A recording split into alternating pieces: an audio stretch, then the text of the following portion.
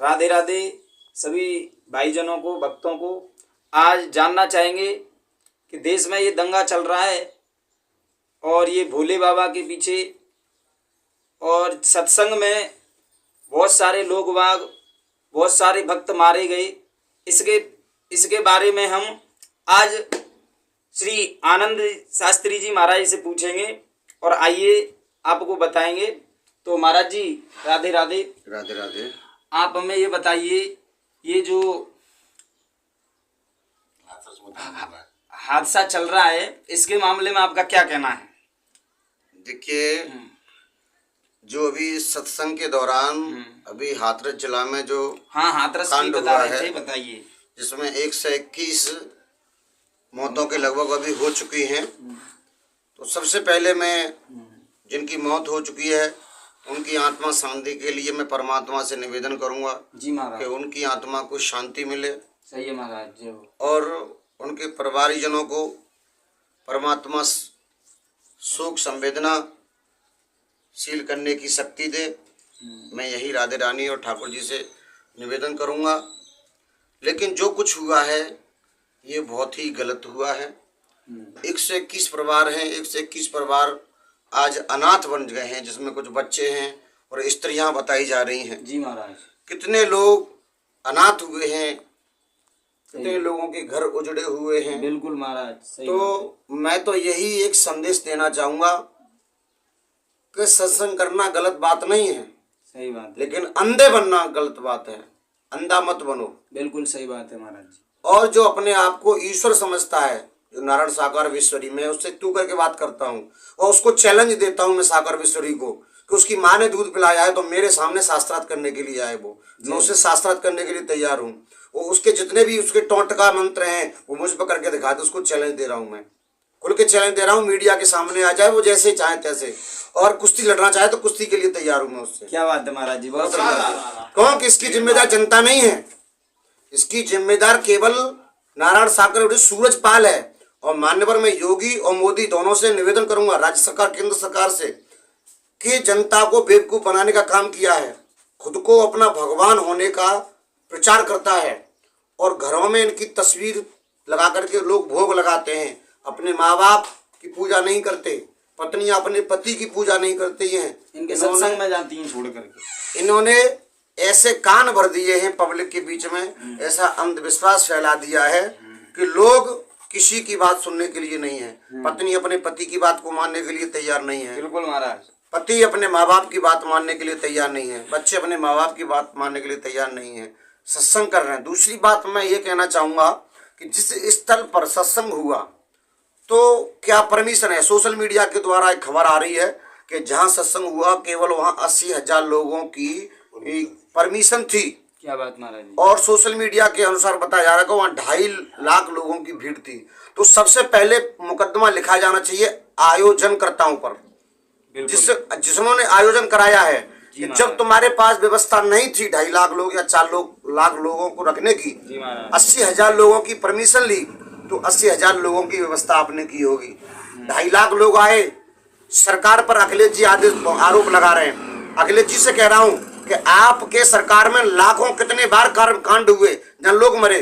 जब 120 इकट्ठे एक हॉस्पिटल में जाएंगे, ऑक्सीजन, डॉक्टर, इतने एकदम सारी व्यवस्था नहीं हो पाती है। योगी का कोई इसमें नहीं है। सरकार ने अपना सरकार का फोर्स लगा हुआ था, लेकिन 80,000 भीड़ के अनुसार फोर्स गया था और वो 2.5 लाख लोग थे।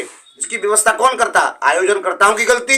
दूसरी बात, भोले बाबा स्वयं भगवान को, अपने आप को भगवान बताता है, सत्संग करता है, अच्छी बात है, प्रवचन करता है, अच्छे रास्ता दिखाता है, लेकिन क्या खुद अच्छे रास्ते पर चल रहा है? अगर तू भगवान है तो फिर वीआईपी गाड़ी क्रेटा 20-20 लाख 50-50 लाख की गाड़ियों में क्यों जा रहा है? 50 गाड़ी आगे जा रही है, 50 गाड़ी पीछे जा रही है। मोटरसाइकिल पर लाखों लोग मोटरसाइकिल पर जा रहे हैं। तुझे डर नहीं है? जी महाराज। अगर दुश्मनों का डर नहीं है तो तुम ये बताओ मुझे कि तुम गाड़ियों के आगे सुरक्षा और पीछे सुरक्षा क्यों जाती है तुम्हारे? सही बात है। जब भगवान हो तो आपको डर किस बात का? जब ईश्वर हो तुम सही बात और तुम भविष्य वक्ता हो तुम, तो तुमको पब्लिक को जब सत्संग हो रहा था तो आयोजनकर्ताओं को तुम्हें सूचित करना चाहिए था कि यहाँ हादसा होने वाला है, इसको कैंसिल कर दो। तो तुम भगवान है, भगवान को क्या नहीं माला है? करकट में बास है भगवान, तो ये भविष्य का मालूम होना चाहिए। इसका मतलब तू भगवान नहीं है, ढोंगी और पाखंड है, पूरी तरह से फैला रहा है। और मैं फिर दोबारा योगी जी से मान्यवर और मोदी जी से, केंद्र सरकार राज्य सरकार से, दोनों से हाथ जोड़ के मैं निवेदन करूंगा कि आयोजनकर्ताओं पर और सबसे पहले FIR सूरजपाल उर्फ नारायण साकर विश्वरी भोले बाबा पर होनी चाहिए, और इसको हो सके तो फांसी की सजा। और क्योंकि ऐसे लोग, महात्मा लोग, हमारे हिंदू धर्म को बदनाम करते हैं, हिंदू धर्म के विपरीत बोलते हैं। पूजा पाठ कहते, पूजा पाठ छोड़ो, पूजा पाठ इंसान अगर करेगा तो घर में रहेगा, अपने हादसा तो नहीं होगा। सही बात है। अरे भूतों की या चुड़ैलियों की किसी की पूजा करे लेकिन अपने घर में रहेगा, हादसा का शिकार तो नहीं होगा। लेकिन सत्संग में जाएगा, रास्ते में एक्सीडेंट होने का कारण बन सकता है, सत्संग में लोग मरेंगे, अपने घर पे आदमी सुरक्षित तो रहेगा कम से कम। ये लोग सनातन धर्म के विपक्ष में बोल करके स्वयं भगवान बनाते हैं और भगवान बनने के बाद पूजा कराते हैं। मैं ये कहता हूं, अगर तू भगवान था तो तूने पहले क्यों नहीं ये बात बताई कि जो हादसा होने वाला है। सही बात। और हादसा जो भविष्य को बता सकता है वो भविष्य को टाल भी सकता है। टालने का कार्ड बताया था, निवाड़ बताता। इसका मतलब आयोजन करता और भोले बाबा पर भी विंडोजा चलने चाहिए। और जहां पर इसके आश्रम हैं, मानवर योगी जी, मैं आपसे निवेदन कर रहा हूं, पूरे उत्तर प्रदेश नहीं, पूरे भारत में जिस राज्य में जहां भी इसके जितने भी आश्रम हैं, सब पर बिल्डोजर चलाइए, क्योंकि जनता आपके पक्ष में है। मैं योगी जी से निवेदन करूंगा कि उसे फांसी की सजा दे दो भोले बाबा को जितना हो सके तो। और सारे आश्रमों पर बिल्डोजर चलनी चाहिए, JCB चलनी चाहिए, सारे खंडित कर दो। और आज के बाद कोई सत्संग आयोजन नहीं होगा, ऐसा आदेश चाहता हूं मैं सरकार से, और यही निवेदन चाहता हूं। और पूरी जनता जनार्दन की तरफ से मुझे पूर्ण विश्वास है, जिन मृतकों के परिवारी जनों में जिनकी मृतक हुई है उनके परिवार को आर्थिक सहायता देंगे। आप वो आर्थिक सहायता की घोषणा शायद कर भी दी गई है। और मैं परमात्मा से, राधे रानी से प्रार्थना करूंगा कि उनको शांति प्रदान मिले आत्मा को।